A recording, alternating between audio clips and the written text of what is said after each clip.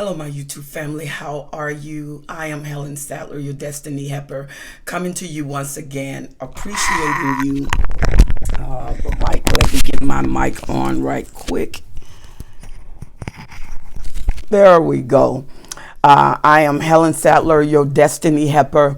I really appreciate you. I always am grateful for those of you who are subscribing to my YouTube channel. Thank you so much for taking your time and subscribing to this channel. And I pray that this channel is a blessing to you as it strengthens you in some of the most tremendous times of your life. Sometimes we go through these kind of relationships without understanding from many people. And many of you have lost friends and family. Many of you don't even understand exactly what is happening because the relationship has reached a critical mass where something has to happen. And many of you are asking the questions like you're writing me saying, how in the world how did they pick up on me? How were they attracted to me? How was I a target or a beacon for a narcissist? Well, let's talk about that, because many of you were actually raised by narcissistic parents, either one parent or both parents. If you had two parents, it was a double explosion because it was combustible with the parents, and you got the overflow from that combustible relationship that never seemed to work, that never seemed to come together with congruency. However, they did not separate. They stayed together. They left, came back, left, came back. So you was used to inconsistency. You was used to the torment. You was used to the torture through what was going on with the parents, which trickled down to you. And so you being involved with a parent or parents that were narcissistic made you a beacon or a target for a narcissist. You were groomed for it. You just did not know it until you actually drew that element in your life. And when you drew them in your life, you were wondering, God, where did this come from? However, what they were doing was a familiar pattern, and it was more acceptable to you because of what you went through. And that dysfunctional relationship to you, it was painful, it was torturous, but it wasn't so dysfunctional until you came to the end of it, until you came to the point where you say, I can't take it anymore.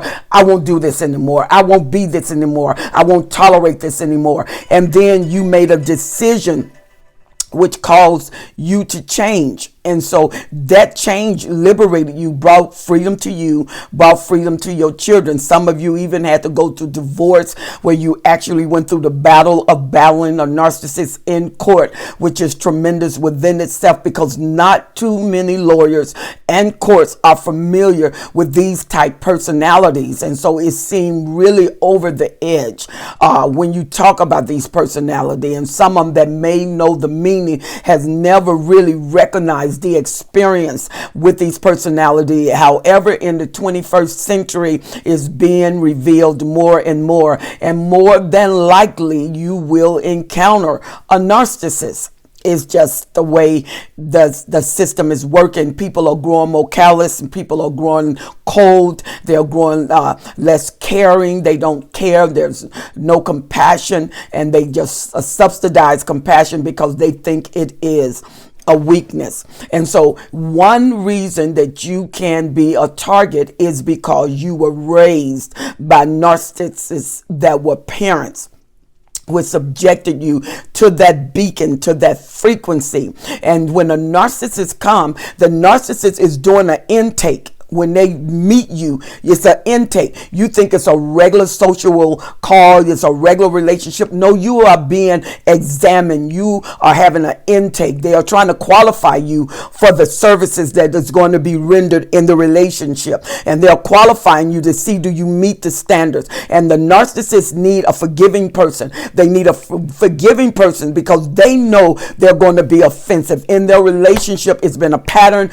They know themselves. They know they're going to offend, but they need somebody who's able to handle torment, who's able to handle pain, who's able to handle the abuse and socialize that abuse down to their responsibility, where they're forgiving, and there's no accountability for their action or their behavior. So they continue in the behavior mode. So they look for a person that is able to endure pain. How they pick up on you is they throw little things out there, then you tell them what you'll do, or they'll throw little incidents out there just to see how you react. And if you let that go, they add something to that, and then you let that go, then they keep piling on and piling on while you in the love bombing stage. So they give you a sedative immediately for all the pain. They don't allow you in the beginning to recognize the abuse. You immediately get a sedative, and it's called love bombing. That love bombing become a sedative for something you see and then you dismiss it, something you hear and then you dismiss it. But once you get out of it, you look back, you realize those was calls, those was warning, but you did not, somehow you missed them. But the love bombing, sometimes when the longer you stay with the narcissist, your mind begin to fog, and things that are plain don't stay plain. They don't remain plain. They start to dismiss. They start to become cloudy. You start to reason with your mind. You start to rationale. Nah, that can't be it. That's impossible. That is ridiculous. And then you start saying it's ridiculous for you to think it rather than ridiculous for them to do it. And so they look for someone that is going to excuse them. That's why they love empaths. Most empaths with narcissists burn themselves out and almost wreck themselves. One thing about a super empath goes supernova. But if a empath goes supernova, a lot of times they need treatment after this, because they mean they done gave. Supernova is an ultimate burnout. It's the stars in the sky that gas out, they burn out, the stars die out. That's where we get the word supernova from. And so when the stars die out, the residue from the stars and minerals from the stars assist Earth. And what happened is you get assisted with what you've been through by learning the wisdom from it. But when a super empath goes supernova, they don't go supernova just to teach the narcissist something. They burn out. When you go supernova, it's like all of your brain waves, all of your energy, all of the heat, all of the fire, all at once in your body. When you get that much friction, you can start tearing up from the inside, exploding from the inside, corrupting from the inside, destroying from the inside. And then when you go supernova, you are drained and you have to pull away for a time because you got to resuscitate. So when super empath talk about supernova is not something that you want to do and get that kind of recuperation. Yeah, you may hit that narcissist, and a supernova or a super empath is one who can also handle a greater narcissist. But oh my God, you should talk to them to see what they went through, how they almost lost their mind, how they almost gave out, how there's always almost, because a super empath is just an empath, just like a regular empath, except they're super in their ability. They're more knowledgeable, they're more skilled, they can handle more mass, they can do more things, they can cover more ground because they have more experience. And when they cover ground, the way they cover the mass is how much energy they give out to the narcissist. So they love empaths. Empaths are at different grades, different levels, different operation, different realm, different ranges. So empath is not just in one scope. They're in different scope with several different personalities. And some empaths have really lost it. Empaths they're borderlines. Empaths have been broken down. Some of them are in institution because they didn't know when to back off, because empaths can become a rescuer. They have a rescue mind. They always feel like they have the answer. They always feel like they can rescue someone. They always feel like they can understand. They always feel like you can lay your burden on me. You can't lay your burden on you, because super empath and empaths are people. They have emotions, they have will, they have mind, and people load them up like they are robots. They're not robots. These are humans, and they can be broken if they don't balance the system. And so the narcissist Look for someone who has the beacon to attract them. And once you attract them, it's on. Then they look for empaths, because empaths will keep taking them on and proving once again that they need to do something instead of the narcissist need to get rid of something. They take on what the narcissist is malignant in the narcissist trying to fix them. You can't fix the narcissist. The narcissist don't want to be fixed. So you can't fix a person who don't want to be fixed. It doesn't matter how you want to fix them, because you love them, you want them. They don't feel the same. And the one thing you can't make anyone love you. You can't make anyone want you. You can't make anyone desire you. You can't make anyone be with you. You can't make anyone stay with you. And sometimes that's very, very difficult. I know this is straight talk, but straight is what we do. Is that all right? All right. And another person, when you meet a narcissist, they want to test your trust range. They want to see, do you easily trust them? Because they know they got some people that have been through things, and they just don't trust people easy. So they throw little things out, they say little things, and they want you to trust them. And you let down your guards and you start bringing them closer to you, closer to you, closer to you, until they in your heart. And the narcissist, and one thing about it, if you notice that when you got in a relationship with a narcissist, you glowed. I mean, you were like a pregnant woman. The glow was there, and people were saying, "Oh, you're glowing. Are you pregnant? Did you fall in love? Or do you have a fresh love?" Because I mean, you are glowing. That love bombing is working. All of those hormones is working. Your heart is happy. Your mind is elated. You think your body is at harmony, but your body is saying something wrong, something wrong, something wrong. Why? Because all of my hormones are going crazy, and they're trying to increase, and they're not trying to balance. That love bombing is quick, it's fast. And I mean, they get in there, they hit the heart, boom. They hit the heart, they hit the mind, they hit the body. They hit sex that's as quick as they hit your mind. And you are just, sometimes it is so quick, you don't even know what happened. What you saying is, what happened was, because you're trying to figure out what happened. And by the time you get it, you're gotten. You're in. You're in. And once you in, it's not so easy to let go. It's not so easy to let that girl go. It ain't so easy to let that dude go. You can't let them go because you're addicted. Now you feel like you need them, because remember, during the love bombing, they were the perfect. They were everything you ever looked for. You didn't believe you could find all of that in one individual. And they were loaded with everything you ever wanted. You felt it. You realized it. You saw it. You heard it. You smelt it. Everything about them was perfect. Perfect. They were the perfect specimen. And I mean, you did anything, everything, whenever, however, whoever had to go left for this narcissist. You are not going to interrupt the love of my life. You're not going to stop the love of my life. You just not going to do that. And the narcissists come in. The narcissists come in as the perfect. If anybody ever knew what perfect was, ask a person who met a narcissist. Ask a person who been with a narcissist what perfect is. Because the love bombing is off the charts. The love bombing is off the charts. And you see why so much attention is given to the love bombing. A lot of attention is given to love bombing.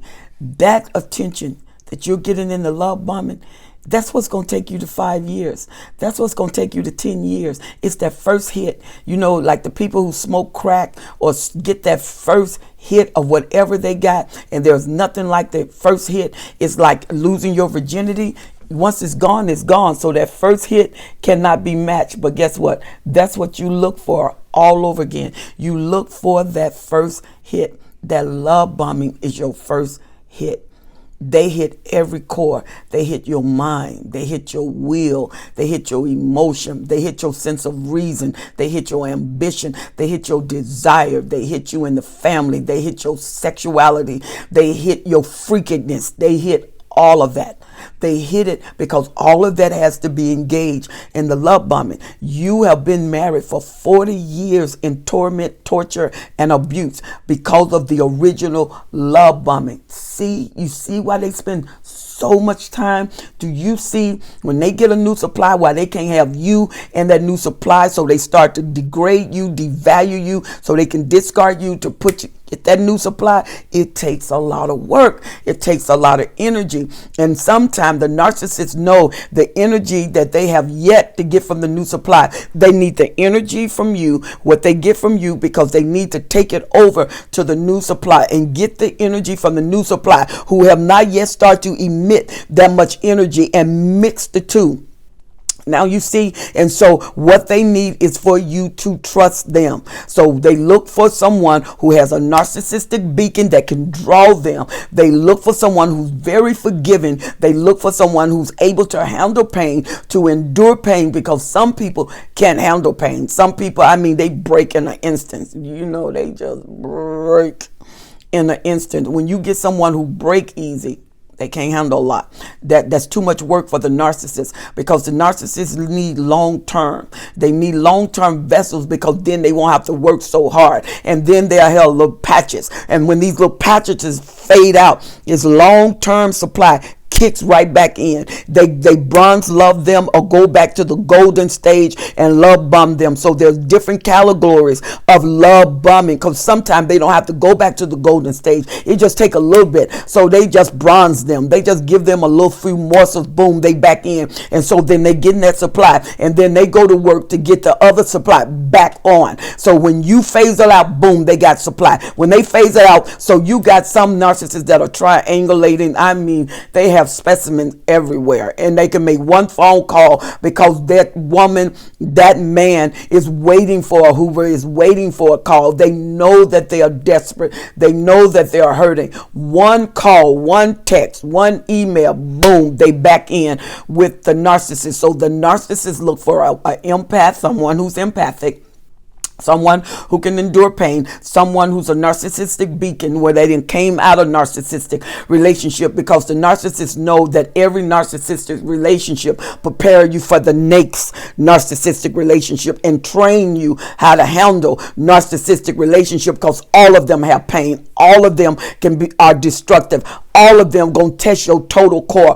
All of them, if you don't get yourself, you're going to lose yourself. You're talking about the fading narcissist. How about the fading supply? The supply fading. When the supply fades out, there's nothing to eat when the food is gone. So you have to move to another place. And most of you are fading out on who you are. You're losing who you are because you don't recognize who you with, because you keep excusing the empath. Stop excusing them. Stop excusing them. Super empath. Don't you go supernova. It costs you too much. Get out of it if you have to save yourself. Think about what you're doing. But when you go supernova, it almost destroys you to do that. This is not Superman, where he comes in with superpower and he can go back over to where he is and regroup. When you go supernova, that's out of you, that's internal, and you will feel the effects of that. And those who are engaged with you, your children, your family, have to go through with you while you replenish. And a lot of that is dealing with your mind, your emotion, because the empath feels, that's your sensory gauge. So you can't afford just to let that disrupt. That's a volcanic explosion. So you have to catch that. Also, they want a giving, someone who's really giving, someone who gives easily. So a rescuer give easily, because really the rescuer has the problem. The rescue don't be with anybody that they can't rescue. Most rescuer can't handle equal strength. They have to have lesser strength, because it gives them their assignment. It gives them something to do. So you get a covert narcissist, which plays the victim and goes with a rescuer, and the rescuer keep rescuing them, and they find themselves rescuing them for the next 60 years, and they never get rescued. But what happened is the rescuer stopped being rescued. Instead of saving the narcissist, the rescuer is lost. So the narcissists love rescuers, and they love giving people, giving individual. Sometimes you can even meet a mid-grade a upper mid grade or a greater narcissist. You can meet a multi-millionaire narcissist. A multi-millionaire narcissist is used to finances. They're used to investment. And usually they're very good in business because they don't feel. They're unattached to any kind of emotion. So when it's time for you to do a deal, they don't care how you feel about it. You put the money on the table. Other people get merciful and they may back down and say, okay, I'm going to show you some mercy. That's what we do. Narcissists don't do that. Narcissists that die or fly, put the money on the table, get on out of here.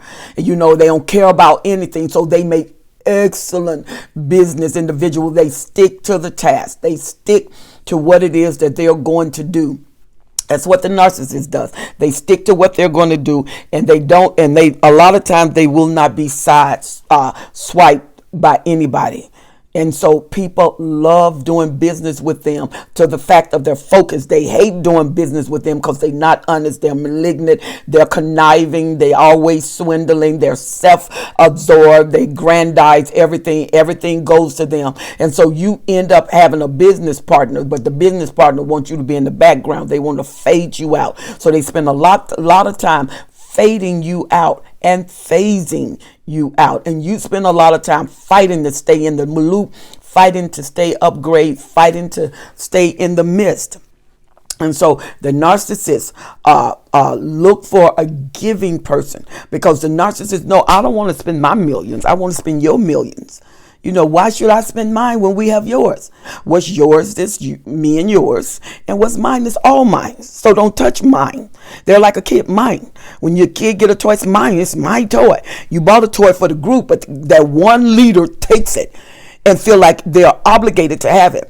And so they take it. It's mine, mine, mine. And so kids build around that leader. And when they build around that strong kid, then the kid rewards them with the toy. And what they get is the power. And that's what happens with the narcissist. The narcissist reward you with them, and they become your reward system. And as you reward them, you give more, you give more. You started out with a huge saving. You started out with good investment. You started out with several houses. You started out with several businesses. You're down to a couple of businesses. You're down to one house, and that one house is on the market, almost lost, and you're about to lose your own house, because the narcissist is a gaping hole. They absorb and absorb and absorb, and they can't spit out. They're constipated. They don't release. They just build and build and build and build and build, and all that they build just make them more and more bitter. But with every relationship, they become more scandalous, because they become better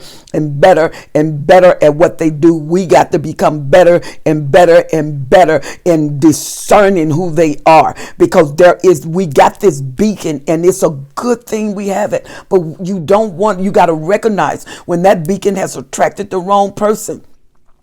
There are some things that's too good to be true. That relationship, you just met them, and you doing things and violating codes and violating ethics and doing what you never thought you would do before. And you're like, I don't even believe this me.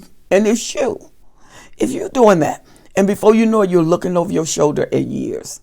You've been with them for years. And guess what? They've been doing that for years. And they keep doing that. I'm sorry, baby. That'll never happen again. Boom. Love bombing. Boom. There they go again. There you go again. You see what I mean? Anytime there's a song, we go around in circles. We fly high like a bird up in the sky. Well, when you go around in circles, it doesn't end, because the circle has no opening. You have to break the circle and get an opening. Don't keep recycling. Don't keep having a system, and it's a recycling system. It take old stuff and recycle it to make new stuff, to go through old stuff to recycle, to make new stuff, to go through old stuff and recycle, with the same narcissist, same problem, same situation. But you keep getting tired, but your tiredness leaves, because you keep reasoning in your mind, and you go back through the cycle. You go back through the system, and next thing you know, you were 22 and you had energy. You were 22 and you were beautiful. You were 22, you had ambition. You were 22, you had goals. Now you're 63 and your ambition is gone. You didn't do what you wanted to do. You didn't fulfill your goals. You didn't fulfill your assignment. And this narcissist have built, and they look young, and you are 60, look like you are 93, and you still giving. Okay, how you gonna do it again? I'm not saying you can't do it again at 63, but if you look 93, how you gonna do it again? They're 70 and look like they're 40. You're 63 and look like you're 90. You gotta live for you and live for God. God gives strength. The Bible said, Jesus said, I've come that you may have life, not problems, not situations, not carrying the narcissist. You have babies for that. You diapered your baby, you breastfed your baby, you taught them how to eat, you taught them how to everything you taught them. Where you are with your narcissist, and your narcissist is like your baby. You are teaching them stuff. You're teaching them because they are mirroring you. They know how you are because they are mirroring you. They are the reflection of who you are. So when you look in the mirror, how can you say, that's not me? They are mirroring you. They are slowly dissipating your good. They are slowly taking away your power. And you find yourself powerless. Even your shadow has left because there's no light to cast a shadow. You have to wake up. You say, I'm tired. Good. You needed to get tired. You say, I can't do this anymore. Good. You don't need to do it anymore. I can't handle this. It wasn't meant for you to handle. How can you handle grown folks who have the options of mind, of free will, and they can think? They can think for themselves. Stop making grown people babies, and you rescuers, stop swinging in folk lives with a rope ready to take them to the next building. There's nothing that the rope is holding, so once they jump on you, you both fall. You both fall. The targets of the narcissist. They target these people. They target you. You were on an intake. You were tested the moment you spoke to them. When a narcissist stops to give you time, they're not giving you them. They're testing you to see whether you can handle them. Because they know what is getting ready to unfold. And they know you got to be ready for the battle. This is part 1. I will come back and do part 2. I pray that you enjoy this program and that you find yourself. Don't deny yourself. If you find yourself, which one am I? Am I the rescuer? Am I the empath? Am I the giving one? Do I trust too easy? Which one are you? I am a beacon because my mom, my dad, or both of my parents were narcissists. Am I a beacon? Have I taken out of my house what I didn't say I never wanted in my life? Now I'm taking it out of my house and I'm drawing what I don't want to my life. Which one are you? Put it at the bottom in comments. Let's pray. Let's talk about it. Put it in the bottom. If you have escaped, you are a prime candidate to help others escape. But once you escape, we have to build your forum. We have to build you. We have to build you. Let's build you up. Jesus said, upon this rock, I build my church. You have to build your life. You have to build your mind. You got to build back your will. You got to build your children. You got to build your goals, and you have to build your rescue. Build it. You are the architect, and you're very skilled, masterfully skilled. Your experience has qualified you. I'm Helen Sattler, your destiny helper. See you next time. Please subscribe to my YouTube channel. Push the bell, and every time I come on a new program that I do, you will be alerted. Put your comments at the bottom, like, and share the page. I look forward to our next time. See you next time, family.